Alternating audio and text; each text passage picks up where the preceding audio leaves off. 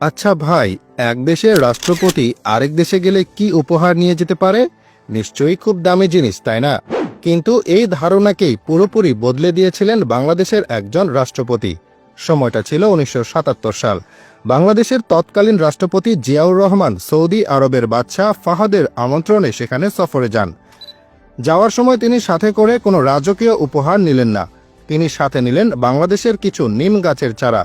মানে চিন্তা করেন একবার, সৌদি বাদশার জন্য উপহার কিনা মাত্র কয়েকটা গাছের চারা। উপহার দেওয়ার সময় রাষ্ট্রপতি জিয়াউর রহমান বাদশাহ ফাহাদকে বললেন, গরিব মানুষের দেশের গরিব রাষ্ট্রপতির পক্ষ থেকে আপনার জন্য এই সামান্য উপহার। এমন সাদামাটা কিন্তু আন্তরিক কথা আর এমন অসাধারণ উপহার পেয়ে বাদশাহ ফাহাদ তো রীতিমতো অবাক। তিনি তার জীবনে কত দেশ থেকে কত রকমের মূল্যবান উপহার পেয়েছেন তার কোনো হিসাব নেই, কিন্তু এমন মন ছুঁয়ে যাওয়া উপহার তিনি এর আগে কখনো পাননি। আবেগে তিনি রাষ্ট্রপতি জিয়াকে বুকে জড়িয়ে ধরলেন, বললেন, আজ থেকে সৌদি আরব আর বাংলাদেশ একে অপরের অকৃত্রিম বন্ধু।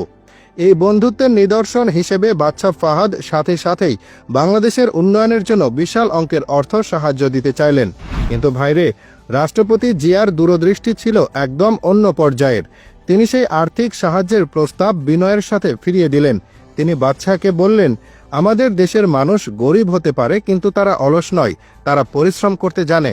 আপনার দেশে উন্নয়নের বিশাল কর্মযজ্ঞ চলছে, সেখানে হাজার হাজার শ্রমিকের প্রয়োজন। আপনি যদি সত্যি আমাদের এই নতুন স্বাধীন মুসলিম দেশটিকে মন থেকে সাহায্য করতে চান, তবে আমার দেশের এই বেকার কিন্তু পরিশ্রমী মানুষগুলোকে আপনার দেশে কাজ করার সুযোগ দিন। রাষ্ট্রপতি জিয়ার এই প্রস্তাবে বাদশাহ ফাহাদ আরো বেশি মুগ্ধ হলেন। তিনি সাথে সাথেই রাজি হয়ে গেলেন। আর সেদিন থেকে বাংলাদেশের জন্য খুলে গেল সৌদি আরবের শ্রমবাজারের বিশাল দরজা। সেই থেকে আজ পর্যন্ত লাখ লাখ বাংলাদেশি সৌদি আরবে গিয়ে নিজেদের ভাগ্য বদলেছেন। শুধু নিজেদের নয়, তাদের পাঠানো টাকায় দেশের অর্থনীতির চাকাও সচল থেকেছে। তারা মরুভূমির বুকে নিজেদের শ্রম আর ঘাম দিয়ে যেমন সৌদির উন্নয়নে ভূমিকা রেখেছেন, তেমনি দেশে ফিরে এসেছেন স্বাবলম্বী হয়ে। এখন প্রশ্ন হলো, সেই নিম গাছের চারাগুলোর কি হলো? ভাই, সেই চারাগুলোও মানুষের ভাগ্য বদলের গল্পের মতো এক মহাকাব্য রচনা করেছে মরুভূমির বুকে। রাষ্ট্রপতি জিয়ার দেওয়া সেই সামান্য কয়েকটি চারা আজ মহীরুহে পরিণত হয়েছে। শুধু তাই নয়, সেগুলো থেকে এখন হাজার হাজার গাছ ছড়িয়ে পড়েছে পুরো সৌদি আরব জুড়ে। বাংলাদেশের এক টুকরো সবুজ স্মৃতি যেন মরুভূমির তপ্ত বুকে মাথা উঁচু করে দাঁড়িয়ে আছে।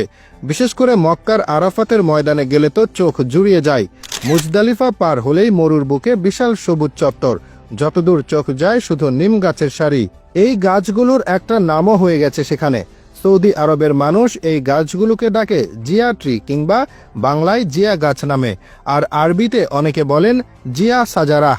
সৌদি সরকারও একটা সময় উপলব্ধি করল, মরুভূমির আবহাওয়ায় খেজুর গাছের চেয়েও নিম গাছ অনেক বেশি উপকারী। এই গাছ খুব কম পানিতে দীর্ঘদিন টিকে থাকতে পারে। এর পাতা প্রচুর পানি ধরে রাখে, ফলে চারপাশের বাতাস ঠান্ডা থাকে। শুধু তাই নয়, বৃষ্টির জন্য নিম গাছ খুব সহায়ক। বিজ্ঞানীরা গবেষণা করে দেখেছেন, যে এলাকায় নিম গাছ বেশি, সেখানে বৃষ্টিপাত ভালো হয় এবং মানুষের অসুখ বিসুখও তুলনামূলকভাবে কম হয়। এসব উপকারিতা বোঝার পর সৌদি সরকার রাষ্ট্রীয়ভাবে নিম গাছ লাগানোর উদ্যোগ নেয়। ১৯৮৩-৮৪ সালের দিকে তারা প্রথম আরাফাতের ময়দানে ব্যাপকভাবে নিমের চারা রোপণ করে। আজ সেই ময়দানে হাজার হাজার নিম গাছ দাঁড়িয়ে আছে। হজের সময় সারা বিশ্ব থেকে আসা লাখ লাখ হাজি যখন প্রচণ্ড গরমে আর রোদে ক্লান্ত হয়ে পড়েন, তখন এই গাছগুলোর শীতল ছায়াতেই এসে আশ্রয় নেন। মরুভূমির তপ্ত বাতাস যখন নিম গাছের পাতা ছুঁয়ে আসে, তখন তা একরাশ প্রশান্তি এনে দেয়।